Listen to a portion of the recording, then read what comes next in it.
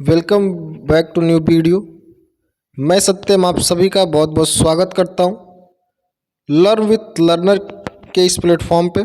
आज के इस वीडियो पे हम प्राचीन भारत के इम्पोर्टेंट क्वेश्चन करने वाले हैं और कोशिश करें कि एक ही क्लास में संपूर्ण क्वेश्चन हम करा लें। और आज क्वेश्चन थोड़े ज़्यादा हैं तो हम बातें कम करेंगे और क्वेश्चन पे ज़्यादा फोकस करके चलेंगे। और हम कोशिश करेंगे कि जितने भी इम्पोर्टेंट क्वेश्चन हैं सारे क्वेश्चन हम इसमें रखने की कोशिश किए। लगभग 300 प्लस क्वेश्चन रहने वाले। ये एक तरीके से मैराथन है आप लोगों के लिए।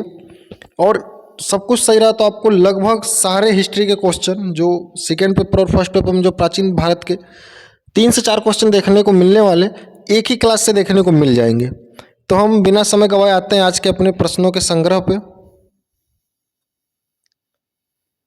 महाराष्ट्र में गणपति उत्सव आरंभ करने का श्रेय किसे जाता है? तो महाराष्ट्र में गणपति उत्सव आरंभ करने का श्रेय बाल गंगाधर तिलक जी को जाता है। आते नेक्स्ट क्वेश्चन पे, किस राष्ट्रकूट शासक ने एलोरा के पर्वतों को काटकर प्रसिद्ध कैलाश मंदिर का निर्माण कराया?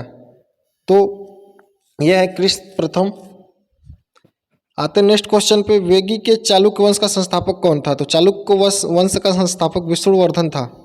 इसे आप लोग याद रखिएगा क्योंकि वंश के संस्थापक से प्राचीन भारत से एक क्वेश्चन जरूर आता है। तो वेगी के चालुक्य वंश का संस्थापक विष्णुवर्धन प्रथम था। आते नेक्स्ट क्वेश्चन पे, महावीर ने जैन संघ की स्थापना कहाँ की? तो जैन संघ की स्थापना पावापुरी में की गई थी। आते नेक्स्ट क्वेश्चन पे, किस विदेशी दूत को अपने को भगवत घोषित किया? किस विदेशी दूत ने अपने आप को भगवत घोषित किया? तो इसका राइट आंसर है हेलियोडोरस। आते नेक्स्ट क्वेश्चन पे, वैदिक कालीन लोगों ने सर्वप्रथम किस धातु का प्रयोग किया? तो सबसे पहले तांबे का प्रयोग किया था। हालांकि हड़प्पा वाले लोग कांसा का प्रयोग किए थे। लेकिन अगर पूछे कि वैदिक काल में सबसे पहले या फिर मानव ने सबसे पहले किस धातु का प्रयोग किया तो आपको आंसर तांबा ही देना है। और पूछे सिंधु घाटी सभ्यता कौन सी सभ्यता थी? तो वह कांस्य युगीन सभ्यता, तो उसमें कांस्य लगाना है। आते नेक्स्ट क्वेश्चन पे, हाल में ही संबंधी और अनुसंधान का पहला व्याख्यात्मक वर्णन कहाँ मिलता है? तो शतपथ ब्राह्मण में इसका पहला मिलता है। आते नेक्स्ट क्वेश्चन पे, किस वेद की रचना गद्य और पद दोनों में की गई है? तो यजुर्वेद की रचना गद्य और पद दोनों भाषाओं में हमें देखने को मिली है। दोनों में हमें देखने को मिली है, सॉरी। आते नेक्स्ट क्वेश्चन पे, ज्ञान मार्गी शाखा के कवियों को किस नाम से पुकारा जाता है? तो संत कवि के नाम से पुकारा जाता है। आते नेक्स्ट क्वेश्चन पे, निम्नलिखित में से किसे जाटों का प्लूटो कहा जाता है? तो सूरजमल को कहा जाता है। आते नेक्स्ट क्वेश्चन पे, किस बुद्ध संगति में बुद्ध धर्म के ग्रंथों में संस्कृत का प्रयोग किया गया? तो चतुर्थ बुद्ध संगति में बुद्ध धर्म में संस्कृत का प्रयोग किया गया। और आपको पता होगा चतुर्थ बुद्ध समिति में ही बुद्ध धर्म 2 भागों में बट गया, हीनयान और महावान में। ये प्रथम शताब्दी ईसा पूर्व हुआ था, कुंडलवन कश्मीर में हुआ था। आते नेक्स्ट क्वेश्चन पे, वेदांत किसे कहा जाता है? उपवेदों को वेदांत कहा जाता है। महात्मा बुद्ध द्वारा दिए गए प्रथम उपदेश को क्या कहा जाता है? तो महात्मा बुद्ध जी द्वारा दिए गए प्रथम उपदेश को धर्मचक्र परिवर्तन कहा जाता है। और ये इन्होंने सारनाथ वाराणसी में दिया था। आते नेक्स्ट क्वेश्चन पे, सन 1932 में अखिल भारतीय हरिजन संघ की स्थापना किसने की? तो महात्मा गांधी ने किया था। और 1932 में ही पूना पैक्ट हुआ था महात्मा गांधी और अंबेडकर के बीच में। आते नेक्स्ट क्वेश्चन पे, मोहम्मद गजनवी ने आक्रमण के समय हिंदू शाही राज्य की राजधानी कहाँ थी? तो उदमांडपुर या ओहिंद। जब मोहम्मद गजनवी ने भारत पे आक्रमण किया तो हिंदू शाही राज्य की राजधानी उमांडमपुर थी या फिर शाहीन थी, ओहिंद थी। आते नेक्स्ट क्वेश्चन पे, मराठों ने गोरिल्ला युद्ध पद्धति का कुशल परीक्षण संभव किसके प्राप्त किया?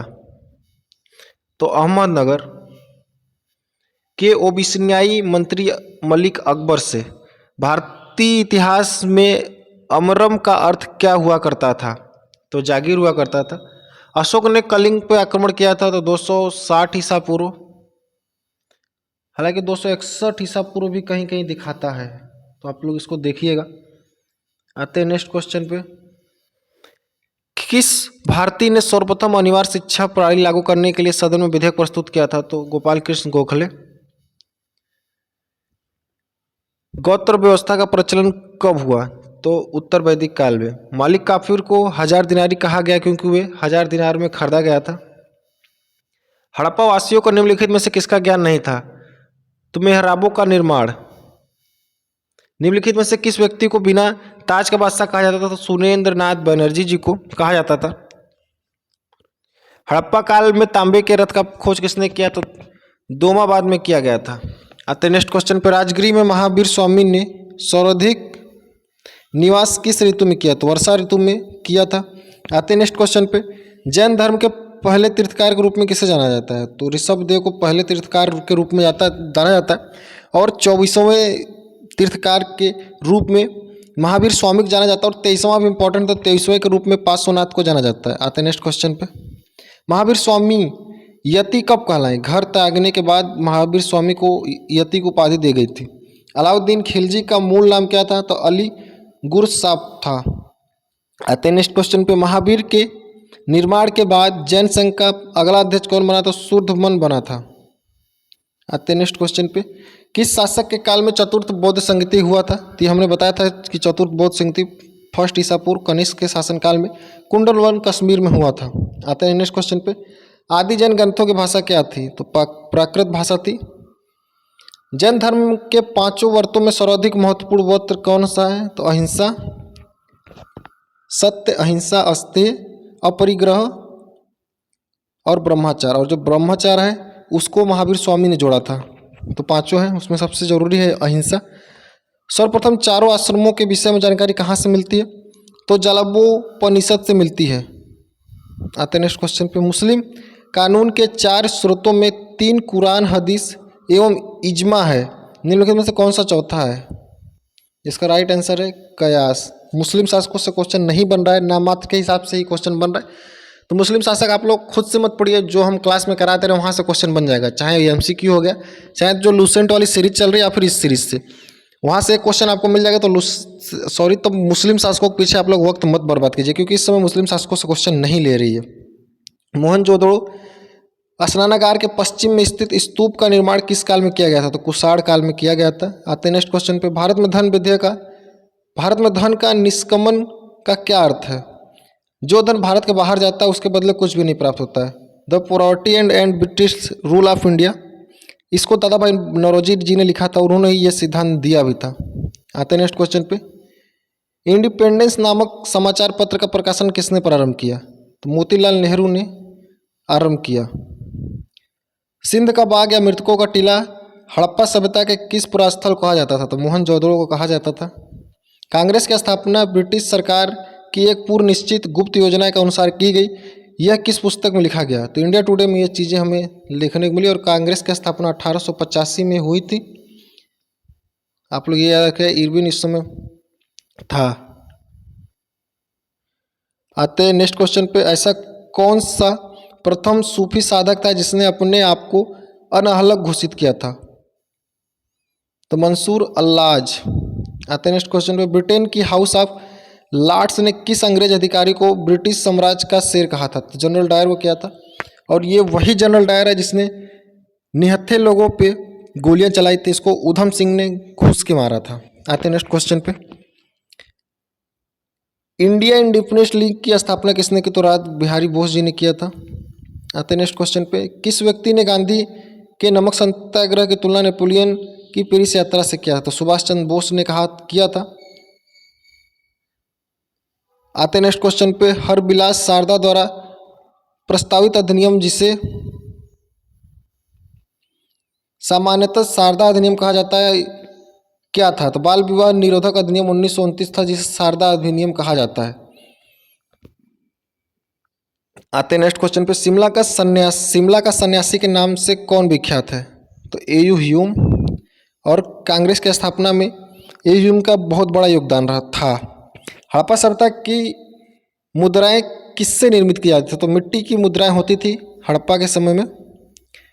वर्नाकुलर प्रेस एक्ट को किस वायसराय ने खत्म किया था? तो लॉर्ड रिपन ने खत्म किया था।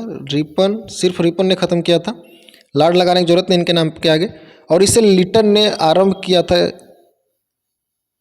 1878 में। तो ये चीज़ें भी आप लोग देख लीजिए, क्योंकि वायसराय से एक क्वेश्चन देखने को मिल ही जाता है, चाहे तो वे पूछ देगा ट्रेन सबसे पहले कब चली थी, बंगाल विभाजन किसके समय हुआ था, लखनऊ अधिवेशन के समय पे कौन था जनरल वायसराय कौन था, इसी तरीके से क्वेश्चन पूछ देगा सत्याग्रह आंदोलन के समय वायसराय कौन था। तो वायसराय से एक क्वेश्चन डायरेक्ट इनडायरेक्ट देखने को मिल जाता है। सिंधु सभ्यता के किस संबंध में निम्नलिखित में से कथन असत्य है? नहरों के द्वारा सिंचाई की जाती थी। बौद्ध धर्म के 3 रत्न के बारे में क्या सत्य है? तो स्तूप। श्रीमद् भागवत गीता की रचना किसने की? तो महर्षि वेद व्यास जी ने यह किया था। आते हैं नेक्स्ट क्वेश्चन पे। हिंदुस्तान तलवार के जोर पे जीता गया, तो यह कथन किसका है? लॉर्ड एगलिन का था। हिंदुस्तान तलवार के जोर पे जीता गया था। आते हैं नेक्स्ट क्वेश्चन पे। विष्णु के 10 अवतारों की जानकारी का स्रोत निम्न में से कौन सा पुराण है? तो किस पुराण से हमें यह पता चलता है कि विष्णु जी के 10 अवतार थे? तो वह है मत्स्य पुराण। आते हैं नेक्स्ट क्वेश्चन पे। किस विदेशी यात्री ने कृष्ण को हेराक्लीज कहा था? तो मेगास्थनीज ने कहा था। किस उपनिषद को बुद्ध ने प्राचीन माना था? तो कंठोपनिषद को बुद्ध ने सबसे प्राचीन माना था। आते हैं नेक्स्ट क्वेश्चन पे। महात्मा बुद्ध की मृत्यु के बाद उनके शरीर के अवशेषों पर कितने स्तूपों का निर्माण कराया गया? तो 8 स्तूपों का निर्माण कराया गया था।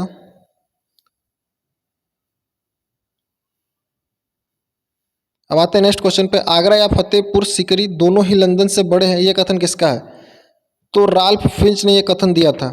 बौद्ध धर्म की किस शाखा में मंत्र, हठ योग एवं तांत्रिक अत्याचारों की प्रधानता की गई? तो ब्रजयान में की गई। आचार्यों की प्रधानता की ब्रजयान में। बुद्ध के वर्षाकालीन निवास के लिए वेलु वन एवं जेत वन का निर्माण किसने कराया था? तो बिंबिसार ने ये चीजें कराई थी। सर्वप्रथम किस उपनिषद में देवकी पुत्र एवं अंगीरा के शिष्य के रूप में कृष्ण का उल्लेख मिलता है? तो छंदोग्य उपनिषद में यह चीजें हमें देखने को मिलती हैं। चंद्रगुप्त द्वितीय ने कब विक्रमादित्य की उपाधि धारण की थी? तो चंद्रगुप्त द्वितीय ने शकों का उन्मूलन करने के बाद विक्रमादित्य की उपाधि धारण की थी और गुप्त वंश की स्थापना जो है कुमार गुप्त ने किया था। आप अगर देखेंगे तो इसमें हर एक शासक से क्वेश्चन आपको देखता हुआ मिलेगा। प्राचीन भारत पूरी तरीके से कवर होगा, आधुनिक भारत के भी कुछ क्वेश्चन और कुछ मध्यकालीन भारत के भी क्वेश्चन देखने को मिलेंगे, लेकिन मोस्टली प्राचीन भारत के हम सभी क्वेश्चन को अटेम्प्ट करने की कोशिश किए हैं इसमें। बुद्ध के प्रारंभिक अनुयायियों में सर्वप्रथम संख्या किसकी थी? तो सर्वाधिक ब्राह्मणों की संख्या थी। और बुद्ध से एक क्वेश्चन देखने को मिलता है, चाहे तो पेपर 1 में मिलेगा, चाहे तो पेपर 2 में मिलेगा। हालांकि नॉर्मल ही क्वेश्चन रहता है, लेकिन एक क्वेश्चन बुद्ध से फिक्स है। बौद्ध धर्म ग्रहण करने वाली प्रथम महिला कौन थे? तो गौतमी थी। बुद्ध के अष्टांगिक मार्ग के बारे में प्रथम जानकारी कहाँ से मिलती है? तो छंदोग्य उपनिषद से यह जानकारी मिलती है। छंदोग्य उपनिषद से यह जानकारी मिलती है। प्रसिद्ध विजय विट्ठल मंदिर जिसके 56 तक्षित स्तंभ संगीतमय स्वर निकलते कहाँ स्थित होता? हप्पी में स्थित है। मौर्य काल में भूमि कर जो कि राज्य की आय का मुख्य स्रोत था, किस अधिकारी द्वारा एकत्रित किया जाता था? यह क्वेश्चन ऐसे पूछ देता है कि मौर्य काल में भूमि कर को एकत्रित करने वाले अधिकारी क्या नाम है? तो इसका है सीताध्यक्ष। जो कर लेता था उसे सीताध्यक्ष कहा जाता था। आते हैं नेक्स्ट क्वेश्चन पे। गुप्त काल में भारत, बंगाल, दक्कन एवं तमिल राष्ट्र किस व्यवस्था से संबंधित थे? तो वस्तु उत्पादन से संबंधित थे। आते हैं नेक्स्ट क्वेश्चन। किताब उल हक के प्रसिद्ध लेखक क्या नाम है? तो अल बरौनी। ये यूपी बीएड में 2 से 3 बार क्वेश्चन देखने को मिल गया पीछे। अकालों को रोकने तथा अकाल पीड़ितों की सहायता हेतु भारत सरकार ने अकाल संहिता कब प्रचारित की? तो 1883 में प्रचारित की। आते हैं नेक्स्ट क्वेश्चन पे। अष्टदिग्गज किस राजा से संबंधित है? तो कृष्णदेव से संबंधित थे, कृष्णदेव राय से संबंधित थे। जैन साहित्य को निम्नलिखित में से किस नाम से जाना जाता? तो जैन साहित्य को आगम के नाम से जाना जाता था। 19वीं सदी के महानतम पारसी समाज सुधारक कौन है? बहरामजी एम मलबारी। बहरामजी एम मालवारी। निम्नलिखित से प्रथम 3 विश्वविद्यालय कलकत्ता, मद्रास तथा बम्बई की स्थापना कब हुई? तो 1857 ईस्वी में हुई थी। भारतीय राष्ट्रीय कांग्रेस को 1924 के अधिवेशन में महात्मा गांधी द्वारा एक बार अध्यक्षता की गई। ये कहाँ हुआ था? तो बेलगांव में हुआ था 1924 में। इसकी अध्यक्षता गांधी ने किया था। 1925 वाला भी इम्पोर्टेंट रहने वाला, ये कानपुर में हुआ था और इसकी पहली महिला अध्यक्ष थी, भारतीय महिला अध्यक्ष थी सरोजिनी नायडू जी। महावीर की मृत्यु के बाद जैन धर्म का मुखिया किसे बनाया गया? तो सूर्धमण को बनाया गया था। आते हैं नेक्स्ट क्वेश्चन पे। राजगिरी का राजकीय चिकित्सक जीवक जिसे गणित के पुत्र के रूप में जाना जाता था, उस गणित का नाम क्या है? तो जीवक ने जो गणित लिखी उसका नाम था सलावती। दीन एवं मुस्तखराज की स्थापना किसने की? तो अलाउद्दीन खिलजी ने दीन एवं मुल्खराज स्थापित किया था। जहांगीर के कहने पर अबुल फजल का कत्ल किसने किया था? तो वीर सिंह बुलदेला ने किया था। जैन धर्म का वास्तविक संस्थापक किसे माना जाता है? तो महावीर स्वामी को जैन धर्म का वास्तविक संस्थापक माना जाता है। हालांकि आपने पीछे देखा होगा कि ऋषभदेव ने इसकी स्थापना किया था और 23वें जो इसके गुरु थे वे थे पार्श्वनाथ, और इन्होंने जो इसमें 5 इसके आर्षद थे उसमें ब्रह्मचार्य ऐड किया था। वह प्रथम गुप्त शासक कौन था जिसने परम भागवत की उपाधि धारण की था? तो चंद्रगुप्त द्वितीय। गीत गोविंद ग्रंथ के रचयिता किसे हैं? तो जयदेव। निम्नलिखित में से कौन सा शासक पृथ्वीराज चौहान के नाम से प्रसिद्ध था? तो पृथ्वीराज तृतीय प्रसिद्ध थे। इन्होंने 1191 तराइन के युद्ध में मोहम्मद गौरी खराया था। हालांकि 92 में ये खुद हार गए थे, तो तराइन का भी युद्ध भी पूछ देता है। आते नेक्स्ट क्वेश्चन पे। चित्तौड़ के कीर्ति स्तंभ का निर्माण किसने कराया था? तो राणा कुंभा ने कराया था।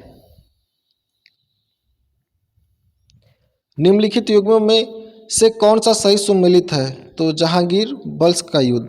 निम्नलिखित संगठनों में से किसके शुद्धि आंदोलन का समर्थन किया? तो आर्य समाज, और इसके संस्थापक थे स्वामी दयानंद सरस्वती। मंगल पांडे कहाँ के विद्रोह से जुड़े थे? तो बैरकपुर के विद्रोह से जुड़े थे। आप लोग यूपी में जितने भी इंपॉर्टेंट जगह थे, जैसे लखनऊ से हजरत बेगम इसकी अध्यक्षता कर रही थी, उसी तरीके से आप लोग याद कर लीजिएगा कि दिल्ली से कौन कर रहा था, कानपुर से कौन कर रहा था, कानपुर से तात्या टोपे और नाना साहब कर रहे थे। तो इस तरीके से जो भी इंपॉर्टेंट, इलाहाबाद से कौन कर रहा था आप लोग देख लीजिएगा, और यूपी से जुड़ी जगहों को तो जरूर देख लीजिएगा। और 1857 की क्रांति में कमल और रोटी उसका चिन्ह था, प्रतीक चिन्ह था। निम्नलिखित में से किस इमारत का निर्माण गयासुद्दीन खिलजी ने कराया था? तो जहाज महल का निर्माण गयासुद्दीन खिलजी ने कराया था। इंडिया डिवाइडेड नाम की पुस्तक किसकी है? तो डॉक्टर राजेंद्र प्रसाद की है, और इंडिया डिवाइडेड इनके द्वारा लिखी गई पुस्तक है। My experiment with youth Gandhi की पुस्तक है। आते हैं नेक्स्ट क्वेश्चन पे। भारतीय स्वाधीनता आंदोलन का सरकारी इतिहासकार कौन था? तो M.S.N. सेन थे। आते हैं नेक्स्ट क्वेश्चन पे। निम्नलिखित में से कौन भक्ति आंदोलन का प्रस्तावक नहीं था? तो नागार्जुन। आते हैं नेक्स्ट क्वेश्चन पे। बोध गया में बोधि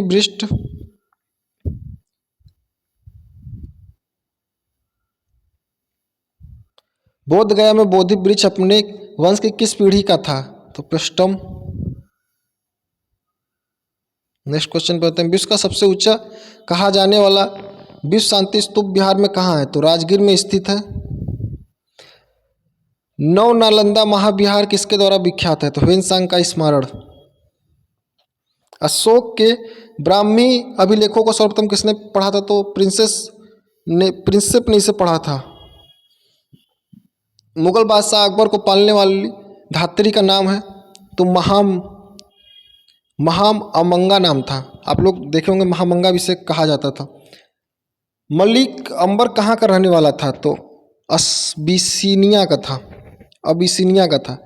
प्रसिद्ध विद्वान अश्वघोष किसके शासन काल में हुआ? तो कनिष्क के दरबार में अश्वघोष हुआ, और कनिष्क के इस समय पे चौथी बौद्ध संगति हुई थी। कुंडलवर्ग कश्मीर में हुई थी, और इस समय बौद्ध धर्म 2 भागों में बटा, हीनयान और महायान। आते नेक्स्ट क्वेश्चन पे। कनिष्क वंश के वृक्ष का पता चलता है? तो रामबाट अभिलेख से। कुषाण वंश के वृक्ष का पता चलता है? तो रामबाट के अभिलेख से। मिलिंद किस हिंद यूनानी राजा को कहा गया? तो मिनांडर को कहा गया। पाणिनि के व्याकरण में निम्नलिखित अंग्रसेड़क या अगलसोई ने किसके युद्ध किया था? तो सिकंदर से किया था, और पाणिनि ने 14 सूत्र दिया है जो संस्कृत में काम आते हैं। मौर्य सम्राट अशोक की पत्नी का क्या नाम था? तो देवी नाम था। शेर शाह के बाद और अकबर से पहले दिल्ली पर राज करने वाले हिंदू शासक का नाम था? तो हेमू था। और ये आर्य शब्द का शाब्दिक अर्थ क्या है? श्रेष्ठ या कुलीन। निम्नलिखित में से किस फसल का ज्ञान वैदिक काल के लोगों को नहीं था? तो तंबाकू को नहीं था।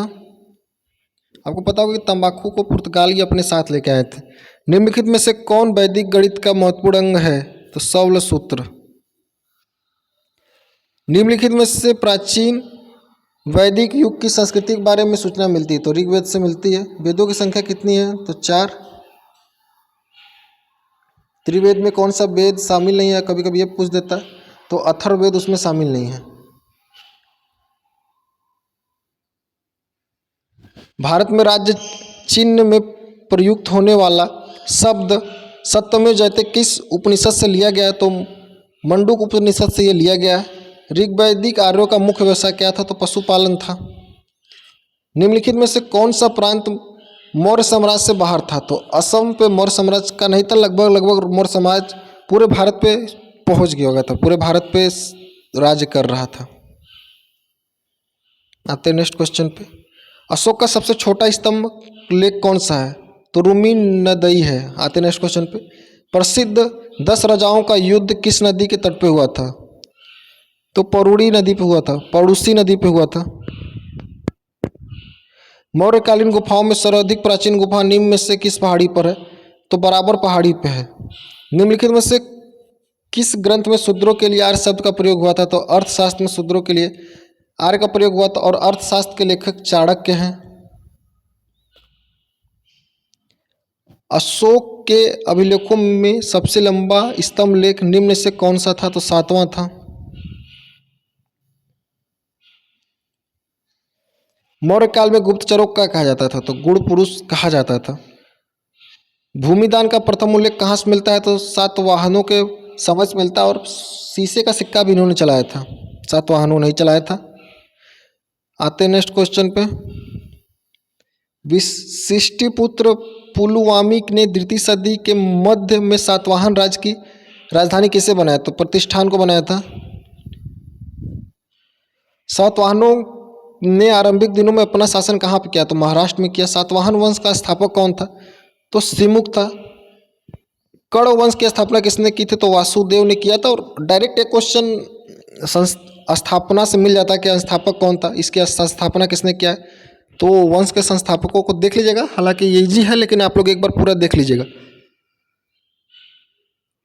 अशोक द्वारा निर्मित सांची का स्तूप का आकार किस वंश के शासकों के द्वारा कराया गया? तो शुंग वंश के शासकों के द्वारा दोगुना कराया गया। भारत में सबसे पहले किस वंश ने शासकों ने सोने का सिक्का जारी किया? तो हिंद यवन के शासकों ने सबसे पहले सोने का सिक्का जारी किया। सर्वप्रथम भारत में विशुद्ध संस्कृत भाषा में लंबा अभिलेख किस राजा द्वारा रचित किया गया? तो शक राजा रुद्रदामन द्वारा किया गया। आते नेक्स्ट क्वेश्चन पर। आरंभिक वैदिक साहित्य में सर्वाधिक वर्णित नदी कौन सी है? तो सिंधु नदी है। उपनिषद काल में राजा अश्वपति कहाँ के शासक थे? तो कैकेय के शासक थे। वैदिक नदी कुंभा, ये उसको काबुल नदी भी कहते हैं, का स्थान कहाँ निर्धारित होना चाहिए? तो अफगानिस्तान में। भारत में किस स्थल की खुदाई से लौह धातु के प्रचलन के प्राचीनतम साक्ष्य मिलते हैं? तो अंतरंजी खेड़ा के खुदाई से ये साक्ष्य हमें देखने को मिलता है। निम्नलिखित में से किसका संकलन ऋग्वेद पर आधारित था? तो सामवेद का था और इसको हम संगीत का भी वेद कहते हैं। आते हैं नेक्स्ट क्वेश्चन पे। निम्नलिखित में से कर्म का सिद्धांत किससे संबंधित है? तो मीमांसा से संबंधित है। चरक संहिता नामक पुस्तक किस विषय में है? तो चरक संहिता आप लोग को पता होगा कि चिकित्सा में काफ़ी इंपॉर्टेंट बुक है और आज भी लोग जब आयुर्वेदिक जो है वे चरक संहिता का प्रयोग करते हैं। ज्ञान संबंधी विधि विधानों का पता लगता है तो यजुर्वेद से पता चलता है। वैदिक युग में प्रचलित लोकप्रिय शासक कौन था? तो वैदिक युग में प्रचलित लोकप्रिय शासन प्रणाली कौन सी थी? तो गणतंत्र। और गणतंत्र आपको पता होगा कि राजा का बेटा ही जब राजा बनता है तो उसे गणतंत्र बोलते हैं। जब राजा का चुनाव नहीं होता तो वे गणतंत्र होता है, लेकिन जहाँ पे राजा चुन किया जाता है वे लोकतंत्र होता है। निम्नलिखित में से कौन सी भारतीय दर्शन की आरंभिक विचारधारा है? तो सांख्य। निम्नलिखित में से वह दस्तकारी कौन सी है जो आर्यों द्वारा व्यवहार में नहीं लाई गई? तो लुहार। किस वेद में जादुई माया और वैश्वीकरण का वर्णन मिलता है? तो अर्थवेद में मिलता है। आर्य शब्द इंगित करता है निर्जाति समूह को। ऋग्वेद में कितने मंडल हैं? तो 10 मंडल। यह क्वेश्चन भी पहले बहुत पूछा जाता था। निम्नलिखित में से कौन प्रस्थानांतरी में शामिल नहीं है? तो भागवत नहीं शामिल है। अब तक हम लगभग 150 से ज़्यादा क्वेश्चन कर चुके हैं और आप लोग देख सकते हैं कि क्वेश्चन लगभग वही हैं जो बनने के प्रबल संभावना, और ऐसे ही क्वेश्चन हमें यूपी बीएड में देखने को मिलते हैं, इसी लेवल क्वेश्चन देखने को मिलता है। झेलम नदी के किनारे प्रसिद्ध तस्ता का युद्ध किन दो शासकों के बीच में हुआ था? तो पोरस और सिकंदर के बीच में हुआ था युद्ध। इसमें पोरस की हार हुई थी। निम्नलिखित में से किसे शुद्ध सोने के सिक्के जारी किए थे? तो कुषाणों ने सोने के सिक्के जारी किए थे। मौर्य काल में निर्मित सुदर्शन झील का निर्माण किसने कराया था? तो पुष्पगुप्त ने इसका निर्माण कराया था। गुप्त वंश का संस्थापक कौन था? तो श्रीगुप्त था।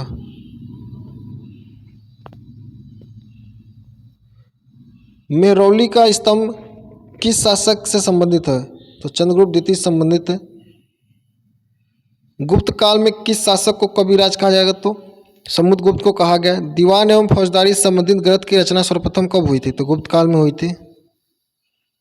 श्रीलंका के राजा मेघवर्धन ने किस स्थान पर भगवान बुद्ध का मंदिर का निर्माण के लिए समुद्रगुप्त से अनुमति मांगी थी? तो बोध गया में निर्माण के लिए अनुमति मांगी थी। चंद्रगुप्त द्वितीय ने कब विक्रमादित्य की उपाधि धारण की थी? तो शकों के उन्मूलन के बाद इन्होंने विक्रमादित्य की उपाधि धारण की थी। गुप्तकालीन सोने की मुद्रा को क्या कहा जाता था? तो दिनार कहा जाता था। गुप्त काल के जनपदों की सूची में प्रथम जनपद का सम्मान निम्नलिखित में से किसे किया गया? तो प्रयाग को दिया गया। हरिशेर किस शासक का दरबारी कवि था? तो समुद्रगुप्त का दरबारी कवि हरिशेर था। सारनाथ में घमेघ स्तूप का निर्माण किसने कराया? तो ये गुप्त काल के ही समय में हुआ था। यूरोपीय भाषा में अनुवादित प्रथम भारतीय ग्रंथ कौन सा है? तो अभिज्ञान शाकुंतलम था, जिसकी रचना कालिदास जी ने किया था। सती प्रथा का प्रथम उल्लेख कहाँ से मिलता है? तो एरड़ अभिलेख से सती प्रथा का प्रथम हमें जानकारी मिलती है और इसके लिए लॉर्ड विलियम बेंटिंक ने युग के समय इसे खत्म किया गया था। आते हैं नेक्स्ट क्वेश्चन पे। ऋग्वैदिक काल में विनिमय के माध्यम के रूप में किसका प्रयोग किया जाता है? तो गाय। ऋग्वैदिक युगीन नदी पुरस्ड़ी का महत्व क्यों है? दशरथ युद्धों के कारण। ऋग्वेद में निम्न में से किसका उल्लेख नहीं मिलता है? तो कपास का उल्लेख नहीं मिलता है। ऋग्वेद में उल्लेखित करीब 25 नदियों में सर्वाधिक महत्वपूर्ण नदी कौन सी है? तो सरस्वती नदी सर्वाधिक महत्वपूर्ण नदी है। ऋग्वेद में जन और विष का उल्लेख क्रमशः कितनी बार हुआ है? तो 2,75,170 बार जन और विष शब्द का प्रयोग ऋग्वेद में हमें देखने को मिला है। ऋग्वैदिक युग की सर्वाधिक प्राचीन संस्था कौन थी? तो विद्वत थी। ऋग्वेद के 10वें मंडल में किसका उल्लेख पहली बार मिलता है? तो शूद्र का उल्लेख पहली बार मिला। आर्य का शाब्दिक अर्थ क्या है? तो श्रेष्ठ या कुलीन। बोध गया में स्थित बोधि वृक्ष जिसके नीचे बुद्ध को ज्ञान प्राप्त हुआ था, किस शासक ने कटवा के फेंक दिया? तो गौड़ के राजा शशांक ने इसे कटवा के फेंक दिया। भारत में पूजित पहली मानव प्रतिमा कौन सी थी? तो भगवान बुद्ध की प्रतिमा को भारत में पहली बार पूजा के उपयोग में लाया गया था। भारत का राष्ट्रीय आदर्श वाक्य सत्यमेव जयते कहाँ से लिया गया? तो मंडूक उपनिषद से लिया गया। उत्तर वैदिक कालीन ग्रंथों की रचना लगभग 1000 पूर्व से 600 ईसा पूर्व के मध्य किन स्थानों पर की? तो गंगा के उत्तरी मैदान में की गई। सभा और समिति प्रजापति की 2 पुत्रियां थीं, इनका उल्लेख किस ग्रंथ में मिलता है? तो अथर्ववेद में इनका उल्लेख हमें देखने को मिलता है। उत्तर वैदिक कालीन ग्रंथों में किन आश्रम का प्रयोग मिलता है? नहीं मिलता है। उत्तर वैदिक कालीन ग्रंथों में किस आश्रम का उल्लेख नहीं मिलता है? तो संन्यास आश्रम का उल्लेख नहीं मिलता है। उत्तर वैदिक काल के महत्वपूर्ण देवता कौन थे? तो इसके महत्वपूर्ण देवता जो थे वे थे प्रजापति। और गायत्री मंत्र किस वेद से लिया गया है? तो ऋग्वेद से लिया गया है। एक समय ये क्वेश्चन भी काफ़ी इंपॉर्टेंट था, लेकिन अब ये क्वेश्चन नहीं पूछता। तो आज के वीडियो में सिर्फ इतना ही। तो इसकी नेक्स्ट एक और वीडियो ला के हम चाहेंगे पूरे ये क्लास ख़त्म कर ले। और ये वीडियो अगर आप लोग को अच्छी लगी हो तो नीचे कमेंट करके ज़रूर बताइएगा। तो आज के लिए सिर्फ इतना ही। पढ़ते रहिए। जय हिंद।